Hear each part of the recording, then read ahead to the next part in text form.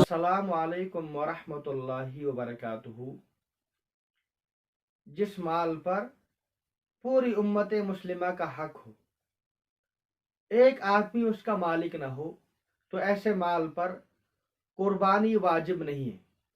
مثلا جو مساجد، مدارس، اسی طریقے سے سوسائٹی، ٹرسٹ، رفاہی فنڈز وغیرہ جو ہوتے ہیں، ان کے جو مال ہوتے ہیں، روپے پیسے، ان پر قربانی کرنا واجب اور ضروری نہیں ہے، اس لیے کہ اس مال کا، اس پیسے کا کوئی ایک آدمی مالک نہیں ہوتا ہے، بلکہ وہ پوری امت مسلمہ کا حق ہوتا ہے۔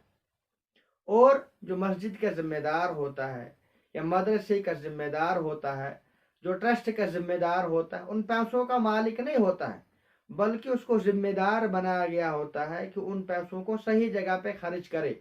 جب مدرسے کا ذمہ دار ان پیسوں کا مالک ہی نہیں، مسجد کے ذمہ دار اس پیسوں کے مالک ہی نہیں ہے، تو ان پر قربانی کرنا بھی واجب اور ضروری نہیں ہے۔